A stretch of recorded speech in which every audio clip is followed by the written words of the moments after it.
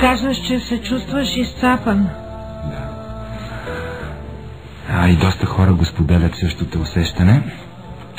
И слава Богу, че творческата ни работа ни позволява да избягаме от злободневието, от тази некрасива среда, в която се случват нещата. И София, погледнеш, тя е болезнена професия. С липса на чуваемост, на микрофона, липса на общуване, нормално, човешко. Като се говори за нещо, се измята в друга посока, само и само да не се отговорят на въпроси важни, съществени, които хората ги вълнуват. Това си е мръсно. Както да го погледнеш? Не е чисто. Общо взето се смята, че художниците трябва да си рисуват и много да не се интересуват от така политическите платформи и игри, да кажем. Как да стане това? Нали всъщност те са най-чувствителната част на едно общество. Те ако не реагират и не чувстват, кой тогава? Тези с дебелите кожи ли? Ще почувстват какво правят. Те няма да го усетят. Или пък ще се правят, че не го усещат. Ето затова ние го усещаме болезнено. Ти не се интересуваш от политика или не искаш да говорим за това? В културно предаване си. Добре дошла в часа на синята мъгла. Благодарим за поканата. Не искаш да говориш, защото нямаш отношение, защото смяташ, че е безнадежно или защото не искаш да коментираш по други причини? Защото смятам, че когато човек си върши добре работата, това е най-важното и най-градивното за обществото, както и за него. Повода да бъдем тук е нашата изложба с Тео и красотата, която ние споделихме между себе си и успявам, надявам се, да я предадем на публиката на галерия Париж-Москва, е достатъчна, за да освети хората с чистота, с доброта, с полезност и с развитие в бъдеще, тъй като и нашата тема модули, която ужасно чаровно присъства в устата и в сърцето на Тео като модуле, защото той е изключително артистична натура, която умее със своя талант по някой път да даде тук там някое друго ударение на думата, придава му различен смисъл. Модула е една изключително красива и градивна единица, каквато трябва да бъде всеки в едно общество. Мисля, че всеки я намира за себе си как да я ползва тази градивна единица. Аз съм я ползвала чрез лампите и модулите в изложба модуле. Заглавието, има ли в заглавието намигване? Ето това е. Той го намигна обаче. Тя не се дърпаше. Аз признавам, че го усещам, но не е в моята уста. И нищо да ти казваш модули, аз си казвам модуле. Разбира се, така си съгласувахме. Така не? Така си съгласувахме. Освен това, ако може да добавя хубавото изказване на Тео за художниците, наистина е така. Ние сме изключително вибрационни и сетивни хора, но смятам, че такива са всички хора от областта на изкуството. При нас творческия процес е много спокоен от гледна точка на това, че когато не си в колектив, тъй като има и много творчески общи, в изобразителното изкуство става дума изящно и приложно, действия, които се правят от колектив, от група, заедно, но когато това в типичния случай не е така, художника решава сам, работи сам, придвижва сам проекта си, най-накрая, когато той е готов, очаква публиката да го види, да го адмирира, да го хареса, да го критикува или нещо такова. Смятам, че тук трябва да подчертаем усилията на всички останали видове изкуство и на всички други творци, наши колеги, като балетисти, танцори, актьори и музиканти, които работят в момента и никога сами. Тоест, ние сме малко по-различни в вглъбяването, което имаме шанс да чувстваме, правейки нашето произведение. Може би писателите имат такива моменти, не знам. Аз от разстояние усещам какво ти те вълнува в съзнанието ти. Как става това, ще разберете след новините в 1:30 и двамата са с много красиви имена, Багряна и Теодор. И двамата са артисти и паралелно със своята творческа дейност са преподаватели в Националната художествена академия и в Нов български университет.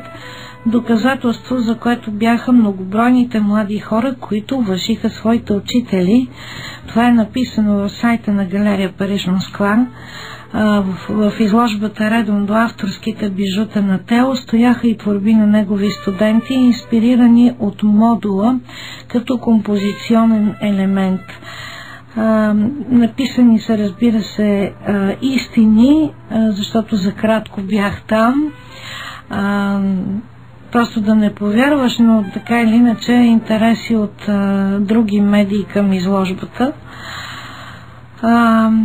За Баги знам много малко, защото не се познаваме и няма да чета преразказани биографии, но е интересно за мен така, този тип изложби са много особени и много трудни, защото това е все едно да изтанцуваш едно танго. Тандема предполага изключително артистична и духовна близост с това, с който се показваш. Абсолютно, да. И хармония. Иначе не би се получило.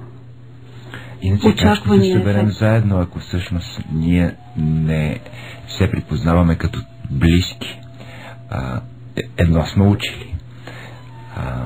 Едно път ще водим и вървим нататък.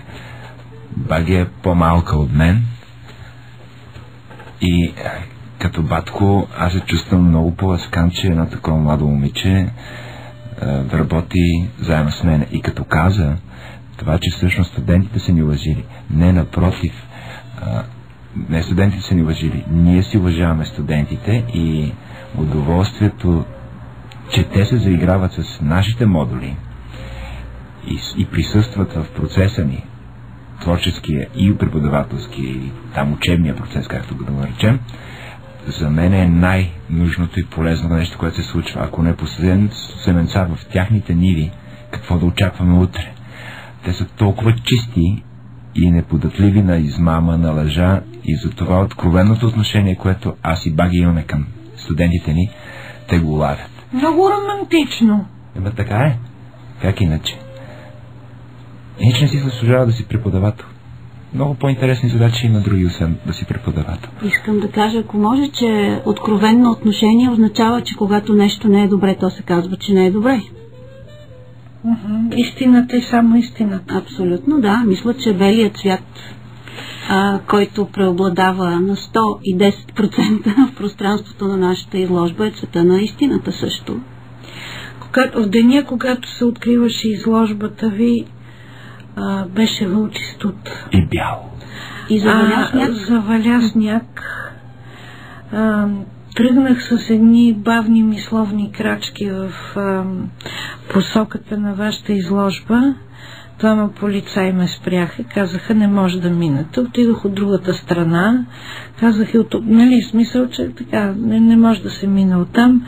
Естествено, аз казвам, аз съм журналист, така покажете карта. Къде отивате в това време, ме питат те.